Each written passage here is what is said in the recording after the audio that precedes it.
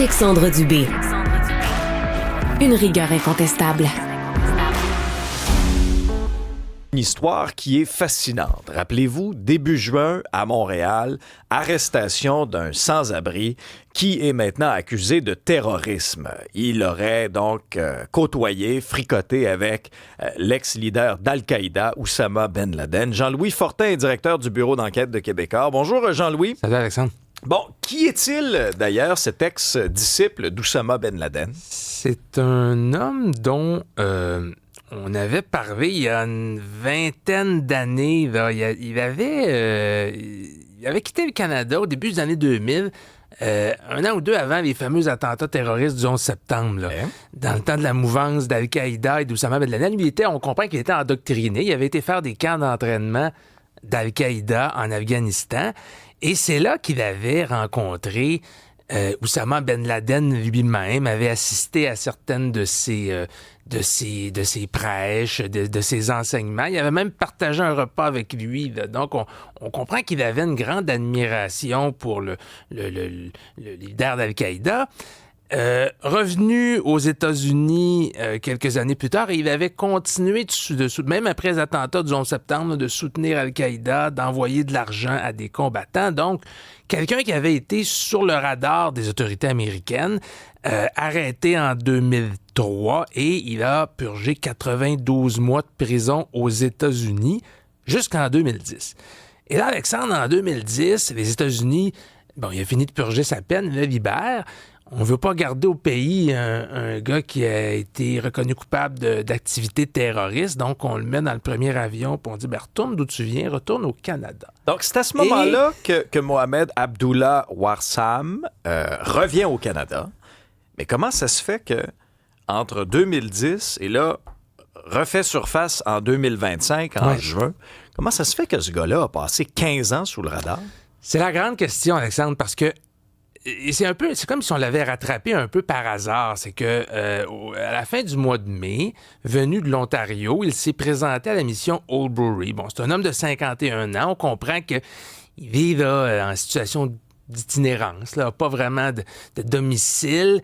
Et là, fait la rencontre d'un intervenant de la mission et c'est un peu par hasard, dans le fond, qu'on s'est rendu compte, attendez, là, cet homme-là est en train, selon la théorie de la couronne, de proférer des menaces. Il est en train d'ourdir un complot ou une stratégie pour faire, selon toujours de la couronne, de faire exploser une bombe dans les transports publics et tuer le plus de gens possible. Donc, il aurait voulu faire GRC qui le dit. Une tuerie de masse. Oui, là. c'est ça.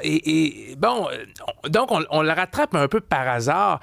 C'est pas parce qu'on l'avait sous surveillance au niveau de la GRC qu'on l'a attrapé en train de planifier cette opération-là. Ce qu'on ne sait pas maintenant, c'est quelle était... est-ce qu'il y avait les ambitions de ses moyens, dans le fond? Parce qu'entre souhaiter quelque chose ou faire des menaces, puis vraiment avoir des moyens de passer à la réalisation de ton plan, évidemment, il y a toute une marche à monter. Ce qui est intéressant aussi là-dedans, Alexandre, c'est que quand il avait été arrêté, donc il avait été accusé de menaces de mort, évidemment c'est dans le code criminel, mais on n'était pas encore au niveau du terrorisme. Et là, la GRC a continué son enquête, puis ce qu'il faut prouver, dans le fond, c'est que quand les menaces de mort sont proférées avec une intention, puis le terrorisme, ça peut évidemment correspondre à une intention religieuse, on sait que lui, il avait été radicalisé au début des années 2000, donc la couronne estime qui ont assez d'éléments maintenant pour dire la planification de la bombe qui voulait faire exploser, c'était dans un dessein de semer la terreur, de tuer beaucoup de gens pour une idéologie, etc. Ça devrait être démontré en cours. Mais chose certaine, s'il est reconnu coupable, c'est pas 5 ans, c'est pas 10 ans de prison, c'est l'emprisonnement à perpétuité. Donc, on est dans ce qui se fait de plus grave là, dans le code criminel. Est-ce que dans son cas, il y aura aussi évaluation psychologique, à savoir, est-ce que cet individu-là a toute sa tête, il est radicalisé? On sait déjà qu'il est apte à subir un procès, mais ce qu'on ne sait pas, c'est quelle est sa responsabilité criminelle. Alors, effectivement, il y a l'Institut Philippe Pinel à Montréal qui fait ce genre d'évaluation-là. Ça a été demandé à sa première comparution au début du mois de juin. Et ce qu'on comprend, c'est que ça a été réalisé, ça a été fait, cet examen-là, dans les dernières semaines.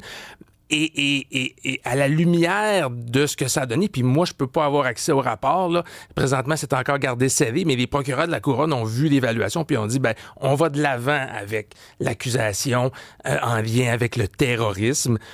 Donc, les procédures judiciaires vont se poursuivre, mais il est détenu en ce moment. On comprend que pour libérer un détenu, là, s'il représente une menace pour la société, les juges les gardent incarcérés. C'est ce qui s'est produit ici. Un plan pour qu'on le perde encore pendant 15 ans. C'est la grande question. Quand un autre pays traduit en justice quelqu'un pour du terrorisme, est-ce qu'il y a un mécanisme de surveillance quand cette personne-là revient au pays? Ça va être intéressant de suivre le reste des procédures judiciaires. Est-ce que ça va être expliqué au procès qu'est-ce qu'on a fait avec lui dans les années subséquentes? Jean-Louis Fortin, directeur du bureau d'enquête de Québecor, merci beaucoup. Ça fait plaisir.